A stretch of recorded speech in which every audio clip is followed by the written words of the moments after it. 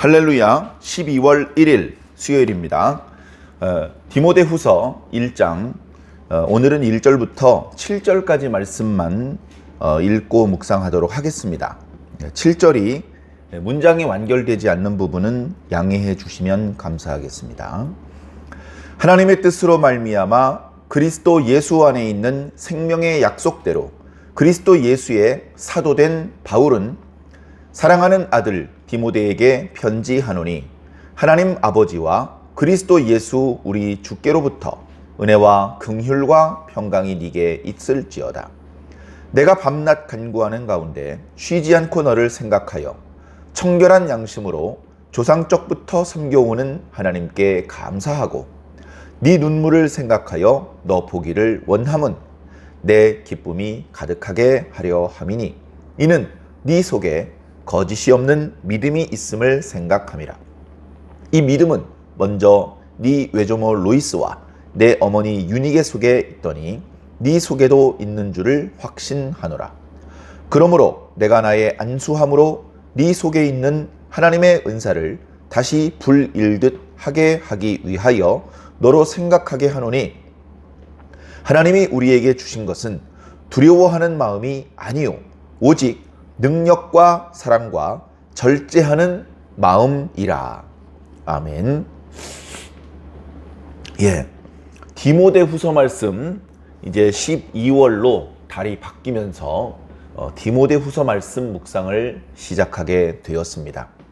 그동안 이제 욥기를 꽤 오랫동안 묵상을 했고 중간에 잠시 끊고 하박국 말씀을 묵상을 했습니다. 그리고 12월 달로 접어들어서 전에 디모데 전서를 묵상을 했었는데요. 이제 후서 말씀. 디모데 전서는 1장부터 6장까지 있었는데 후서는 좀 더 짧습니다. 1장부터 4장까지.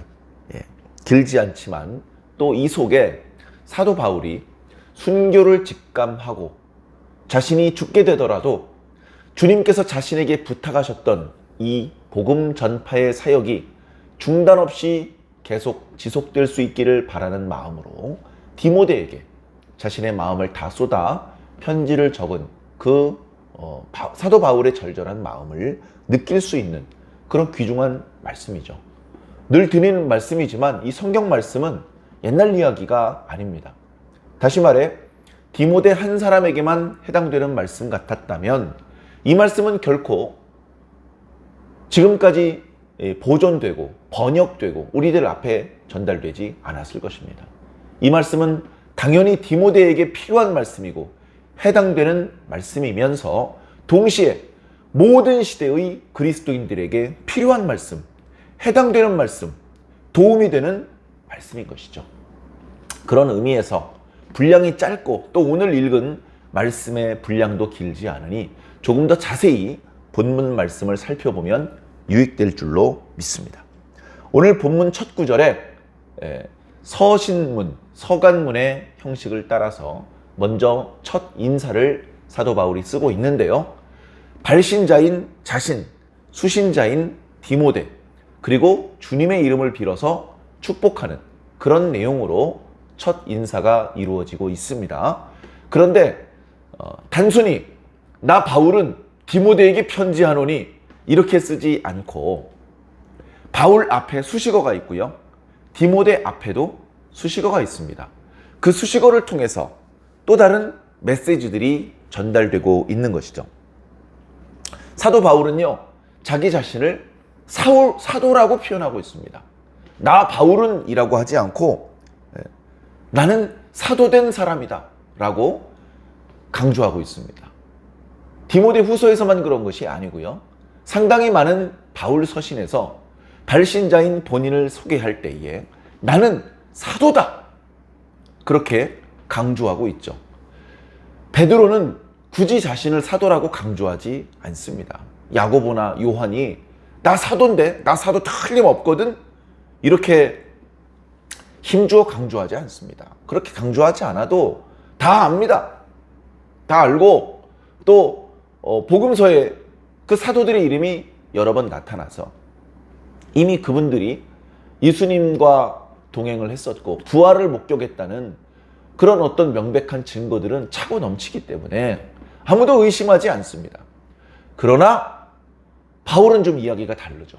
바울은 나이도 젊고 예수님께서 활동하시던 당시 때에는 어린아이였을 텐데, 그리고 예수님께서 부활하시고서 상당 시간이 흐른 이후에 활동하기 시작을 했었기 때문에 사도 바울에 대해서는 네가 자꾸 너 자신을 사도라고 하는데, 야, 너 사도가 무슨 뜻인지 알기는 아냐? 너 예수님 믿는 건 인정해. 그래, 너도 성도고 너도 우리 다 같은 예수님의 제자고 하나님 백성인 건 인정해. 근데 네가 사도라는 건 조금 이해할 수가 없다. 이제 이런 생각을 가지는 사람들이 많이 있었습니다. 젊은 사람이 사도로서 존경을 받고 대접을 받고 그렇게 종횡무진 활동하는 것에 대해서 시기하는 사람들도 있었죠. 그럴 때마다 자기보다 먼저 예수님을 믿기 시작한 신앙의 선배들을 대접하고 그분들을 불편하지 않게 하기 위하여서, 그러면 저는 굳이 지금부터 저 자신을 사도라고 표현하지 않도록 하겠습니다 라고 하지 않습니다. 양보하거나 물러서지 않았습니다. 왜냐하면 사도라는 말의 의미는 예수님께 직접 말씀을 배운 사람들이란 뜻입니다. 예수님께 직접 말씀을 배운 사도를 통해서 복음을 믿게 된 사람, 이 사람은 사도가 아닙니다. 굳이 말하자면 속사도라는 표현이 있었어요. 사도에게 직접 가르침을 받은 사람, 이런 사람들을 이제 사도들이 다 순교한 이후에 교회의 지도자 역할을 했었죠. 그분들이. 그래서 그분들을 속사도라고 그렇게 또 존대를 해 주었습니다. 그러나 그 속사도들도 다 죽고 속사도의 제자들, 그 제자의 제자들, 그렇게 이제 몇 대를 지나가니까 굳이 그들을 가리켜 사도와 관련지어서 표현하지 않고요. 이제 교회도 어느 정도 교회 감독 또는 뭐 이렇게 질서가 잡히기 시작하면서 보통은 주교라고 이렇게 이름을 불립니다. 그 주교들 중에서 많은 이단들과의 논쟁에서 승리하고 기독교 교리를 잘 이렇게 정착시킨 그런 주교들을 교부라고 나중에 이름을 붙이기도 했었죠. 그러나 교부하고 사도하고는 차원이 다른 이야기입니다. 자, 어찌되었건 사도 바울은 나이가 젊었습니다. 사도 바울은 예수님께서 활동하시던 그때 함께 예수님을 따라다니던 제자는 물론 아니었습니다. 그러나 사도 바울은 하나님께서 특별한 목적을 가지고 그를 따로 부르셨습니다. 그리고 그에게 예수님께서 계시로 직접 말씀을 가르쳐 주셨던 것입니다. 그래, 이 사울이라고 이름 불리어졌던 청년이 스스로 이름을 바울로 바꾸어서, 그 의미는 이런 것이죠. 사울은 큰 자란 뜻이고 바울은 작은 자란 뜻이거든요. 말씀의 은혜, 복음의 어떤 의미를 깨닫고 나니까 감히 자신이 이 이름이 사울인 것이 하나님 앞에 부끄러웠죠. 이름은 거창한데 실질로는 복음을 회방하는 역할을 했었기 때문에 너무나 부끄럽고 죄송해서 회개하는 마음으로 이름을 바울로 바꾼 겁니다. 저는 작은 자일 뿐입니다. 이렇게 겸손하게 마음을 고쳐먹은 것이죠. 그래, 그는 젊고 여러 다른 그리스도인들보다 늦게 예수님을 믿기 시작했지만, 그러나 바울은 틀림없이 예수님께 직접 복음을 들은 자였습니다. 그가 이름을 바울로 바꾸더니 막 이 동네 저 동네 다니면서 예수 복음을 증거하고 다니는 거예요. 그러니까 사람들이 의심을 합니다. 저 사람 예수님 믿는 것처럼 가장을 하고, 우리 예수 믿는 사람들이 자네도 이제 우리와 같은 편이구만, 이렇게 방심하고 있을 때 우리 예수 믿는 사람들을 전부 다 고발해서 옥에다 가두기 위해서 저런 거짓 전술을 펴는 것이다. 사람들이 다 의심했습니다.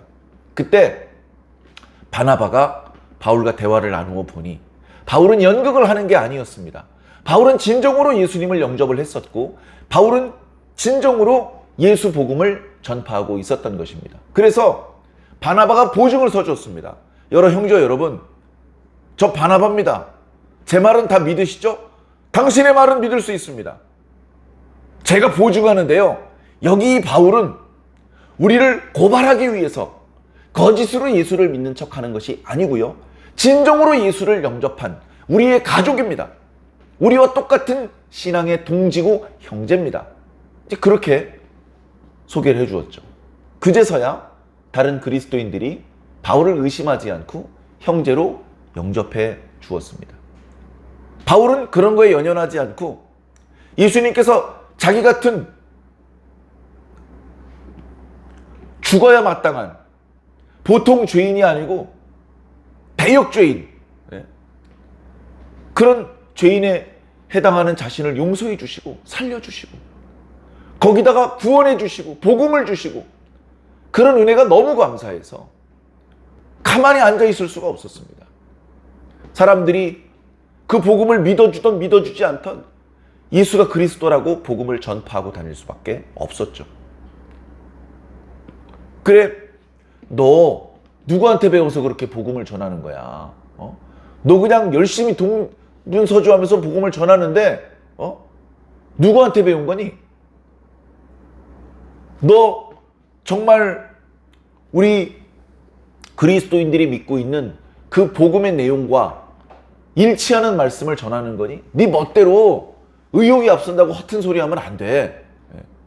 그러나 나중에 사도 바울이 예루살렘에 있는 야고보나 베드로나 다른 사도들하고 대화를 나누면서 자신이 어떻게 복음을 전파했는지 이야기를 해 주었습니다. 그때 예루살렘에 있는 그 사도들이 사도 바울을 인정해 줬어요. 당신이 전파하는 복음은 우리가 예수님께 직접 받은 그 말씀과 동일한 말씀입니다. 당신이 우리가 하지 못하는 일, 그 먼 곳까지 가서 이방인들에게까지 복음을 전파해 준 것에 대해서 무척 감사하게 생각합니다. 주님께서 바울 당신에게 더 큰 은혜와 축복을 내려주시기를 바랍니다. 이렇게 인정해 주었단 말이죠. 그럼에도 불구하고 그 사실을 알지 못하는 또 다른 그리스도인들은 또는 사도 바울을 시기하는 사람들은 바울이 사도라는 것에 대해서 의문을 제기하고 질투하고 인정하지 않으려고 했었습니다. 그것을 포기하고 나면 사도 바울이 동서남북 돌아다니면서 선포했던 말씀의 권위가 떨어지기 때문에 사도 바울은 그렇게 할 수가 없었죠. 그래서 서신을 쓸 때 나는 사도가 틀림없다. 난 예수 그리스도의 사도다. 그런데 오늘 말씀에 보면 이 사도 직분과 관련해서 보충 설명을 두 가지로 하고 있습니다. 나는 하나님의 뜻대로 사도가 된 거야. 난 사도가 되고 싶어서 사도학교에 입학을 했고 그래서 졸업을 해서 사도 자격증을 따서 그래서 사도가 된 거 이런 게 아니고 본인의 의지와 무관하게 하나님의 의지에 따라서 나는 사도가 된 사람이다. 나의 사도성은 정통성이 하늘에 있다. 하나님께서 나를 사도로 임명해 주신 거다. 그렇게 자신의 사도의 직분에 대해서 설명을 했고요. 이 직분은 임명장을 받은 것이 아님에도 불구하고 사도 바울은 이 직분을 너무나도 소중하게 생각했고 중요하게 생각했습니다. 왜? 하나님께서 임명해 주신 거니까. 하나님의 뜻대로 사도가 된 것이기 때문에. 그리고 두 번째, 이 두 번째 표현은 다른 바울 서신에는 나타나지 않고 있습니다. 자신의 이 사도 직분이 생명의 약속과 연결되어 있다. 그렇게 자신의 직분을 소개하고 있는 것입니다. 이거는 상당히 의미심장합니다. 이것은 디모데후서 전체의 주제와 연결되어 있는 말씀이기도 합니다. 생명의 약속, 이것은 예수 그리스도의 약속입니다. 세상은 멸망해야 됩니다. 세상은 죄 때문에 하나님께 심판을 받아야 되고 저주를 받아야 됩니다. 그러나 이 세상에 있는 모든 사람들을 하나도 빠뜨리지 않고 다 심판하는 것은 하나님의 뜻이 아닙니다. 그들에게 복음을 선포하고 그 복음을 믿음으로 받아들이는 자에게는 구원을 주시는 것이 하나님의 뜻입니다. 그 구원의 약속, 그 생명의 약속이 이루어지기 위해서는 누군가 복음을 전파해야 됩니다. 누군가 복음을 선포해야 됩니다. 연락에 선포해봤자 돈을 버는 것도 아니고 연락에 선포해봤자 빵이 생기는 게 아니라 돌멩이가 날아오는데 그럼에도 불구하고 연연하지 않고 복음을 선포해주는 자가 필요합니다. 사도가 필요합니다. 사도가 복음을 전파하는 직분인 사도가 필요한 것입니다. 그래서 이 사도라는 직분은 복음을 선포하는 직분인데, 이 직분은 생명의 약속을 이루어지게 만드는데 꼭 필요한 사명이다. 그렇기 때문에 이 사명은 너무나 중요한 사명이고, 이렇게 중요한 사명을 자신에게 부탁하신 하나님께 나는 너무나 감사하고 있고, 나는 이 사명을 너무나 중요하게 생각하고 있고, 나는 이 사명을 내 생명보다도 귀중하게 생각하고 있다. 이런 엄청난 내용이 벌써 디모데후서 1장 1절에 담겨 있습니다. 자, 2절은 이 디모데후서라는 편지를 받게 되는 사람에 대해 말씀해주고 있는데요. 바로 디모데죠. 근데 그냥 디모데라고 하지 않고요, 사랑하는 아들이라고 표현하고 있습니다. 디모데를 아들로 표현하는 것은 디모데 전서에도 나타나고요, 디모데후서 2장에도 나타납니다. 많은 사람들에게 사랑하는 자여, 이렇게 표현하는 표현은 많이 있습니다. 다른 바울 서신에도.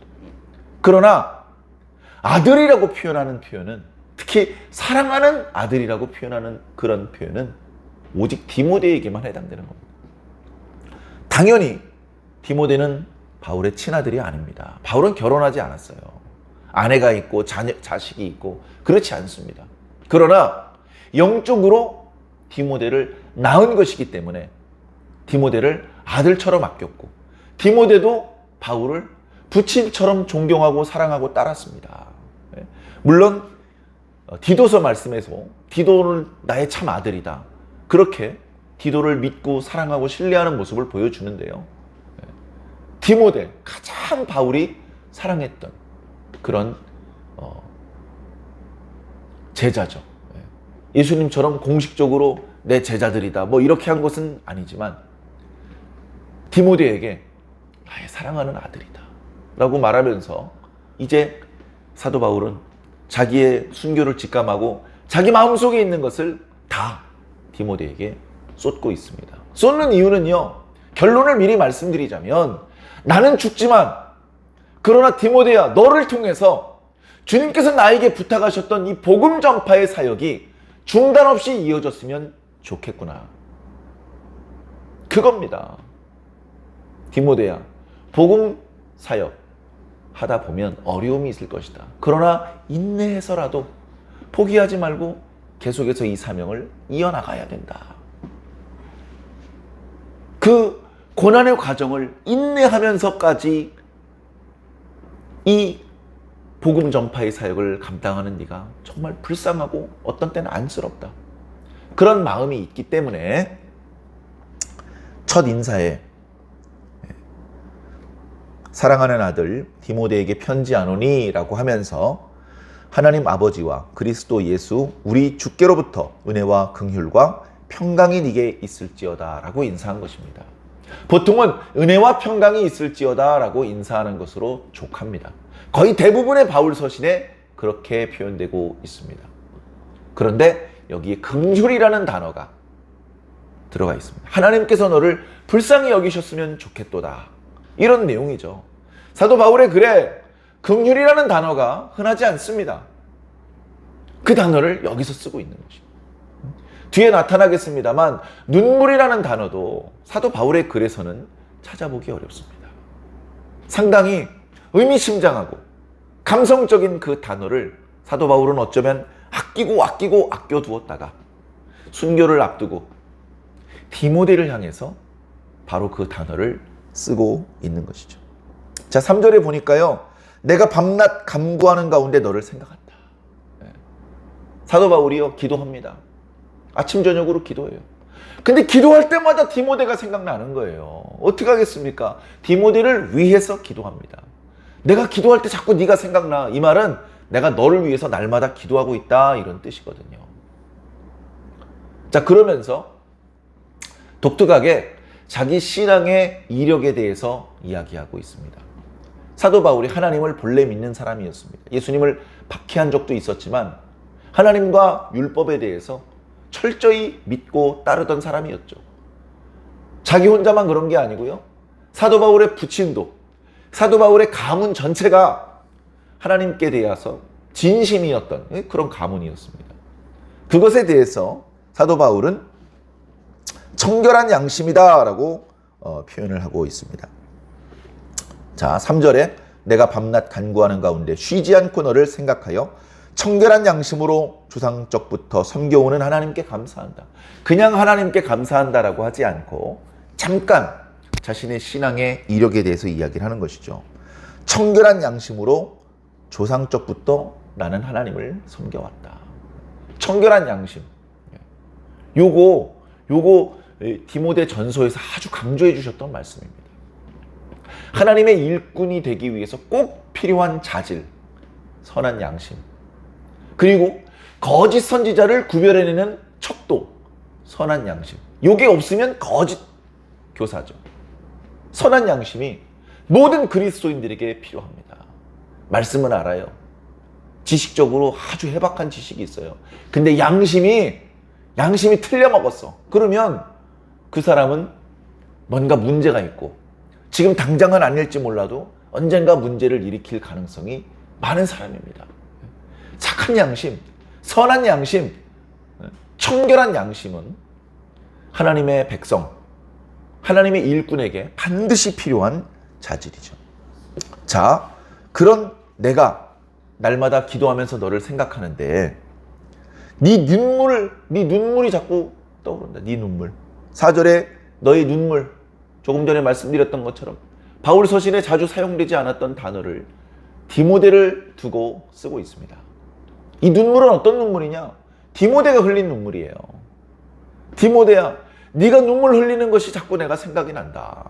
디모데 왜 눈물을 흘릴까요? 사도 바울이 너무 그리워서, 사도 바울을 너무나 보고 싶어서, 주님께서 부탁하신 이 선교 사역, 교회와 성도들을 섬기는 그런 사명 때문이 아니라면 어쩌면 디모데는, 어쩌면 바울은 서로 떨어지고 싶지 않았을 것입니다. 늘 같이 있고 싶었을 것입니다. 같이 밥도 먹고 같이 잠도 자고 같이 이야기도 많이 나누고 같이 전도활동도 같이 다니고. 그러나 주님께서는 필요에 따라서 그 둘을 함께 있게도 하시지만 각각 다른 곳으로 보내셔서 각각의 장소에서 복음을 전파하고 교회와 성도를 섬기도록 그렇게 하시는 적도 많이 있습니다. 그래, 어쩔 수 없이 주님의 일을 위해서 멀리 떨어져 있습니다.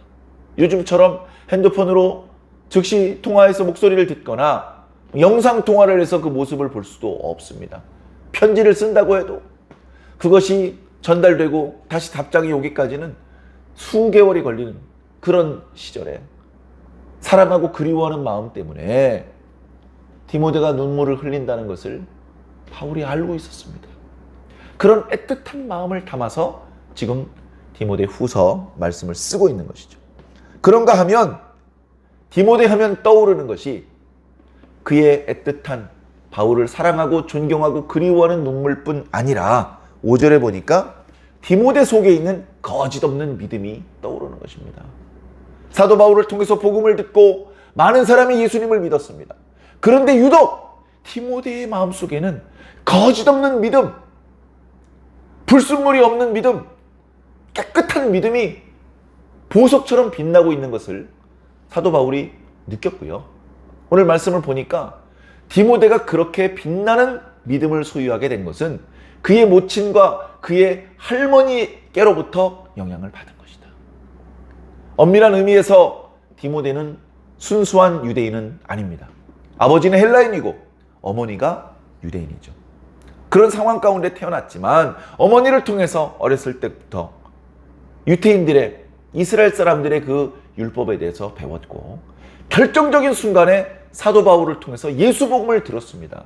듣는 순간 성령의 감동이 되었고 듣는 순간 하나님의 말씀의 바다에 풍덩 빠졌죠. 남달리 하나님께서 디모데에게 많은 깨달음과 은혜와 은사를 주셨습니다. 사도 바울도 그걸 느꼈죠. 그래서 디모데를 데리고 다니면서 꽤 오랫동안 그를 말씀으로 양육했고 영적으로 훈련을 시켰습니다. 이제는 나이가 비록 어리지만 사도 바울을 대신해서 큰 교회, 크고 넓은 지역을 담당할 수도 있는 하나님의 좋은 일꾼으로 그렇게 성장한 그 상황이죠. 자, 그런데 문제가 뭐냐? 뒤에 6절, 7절 말씀을 보니까 지금 디모데가 자세한 설명은 없습니다만 뭔가 불이 좀 꺼져가고 있어요. 뜨거움이 좀 식어가고 있어요. 그리고 뭔가 의도하던 대로 잘 일이 풀리지 않고 있고 뭔가 어려움이 있다 보니까 두려운 생각마저 품게 되었던 것 같습니다. 그 소식을 사도 바울이 듣고 어쩌면 디모데 후서를 쓰기로 결심했던 것 같습니다. 그래서 내가 너에게 이렇게 편지를 쓰는 것은 네 속에 있는 은사를 다시 불붙이기 위함이다. 디모데를 공식적으로 교회의 지도자로 세우기 위해서 많은 증인들 앞에 사도 바울이 그에게 안수를 해주었습니다. 사도 바울이 안수를 해준 것은 그저 사람들을 속이기 위한 쇼가 아닙니다. 그 안수 기도를 통해서 주님의 능력과 은사가 디모데에게 흘러 들어간 것이죠. 디모데에게는 남다른 은사가 있었습니다. 그런데 그 은사가 지금 주춤주춤하고 있는 것이죠. 그래서 네가 이 편지를 읽고 다시 네 속에 있는 은사가 불타올랐으면 좋겠도다. 그러면서 7절 말씀에 주님께서 우리에게 주신 것은 두려워하는 마음이 아니다. 너 어찌하여 두려워하고 있느냐? 두려워하지 말라. 주님께서 우리에게 주신 것은 능력과 사랑과 절제다. 왜 능력과 사랑과 절제가 필요합니까? 왜 담대함이 필요합니까? 왜 처음에 안수받았을 때 받았던 그 은사가 활활 타오를 필요가 있겠습니까? 복음을 전파하기 위해서 그런 거예요. 복음을 전파하기 위해서 필요한 것들입니다. 복음을 전파하기 위해서 때로는 절제해야 됩니다. 사랑하는 마음이 식지 않아야 됩니다. 주님의 능력과 권능, 담대함, 그 모든 것들이 복음을 전파하기 위해서 필요한 것들이죠. 그래, 디모데후서 이어지는 말씀들을 통해서 사도 바울은 디모데를 격려하고 덜어는 책망하고 하면서 좀 더 힘을 내서 주님께서 우리에게 부탁한 이 복음 사역을 좀 더 충성스럽게 잘 감당할 수 있도록 권면하고 있는 것입니다. 이 권면은 바로 오늘 우리들에게 주시는 권면이죠. 코로나19다. 요즘 시대가 전도 활동을 하고 교회를 개척하고 이런 거 하기에 좋은 시절이 아닙니다. 사람들이 교회에 대해서 별로 감정이 좋지 않고 교회에 현재 출석하고 있는 성도들도 그 뜨거움이 많이 식어 있습니다. 이런 상황 속에 뭐 하기가 어려운 상황 속에 성도들도 의기소침하고 주의 종들도 소극적이 되기 쉬운 이런 때입니다. 그러나 그럼에도 불구하고 우리는 복음을 선포해야 됩니다. 복음을 전파해야 됩니다. 우리가 복음을 전파하는 일은 예수 그리스도의 생명의 약속과 연결된 아주 중요한 사역입니다. 나는 찬양 사역을 하고 있으니까, 나는 교육 사역을 하고 있으니까, 나는 운전이나 청소나 이런 봉사 활동을 하고 있으니까 괜찮은 거냐? 그렇지 않습니다. 그 모든 사역이요, 복음을 전파하는 것을 돕기 위한 사역입니다.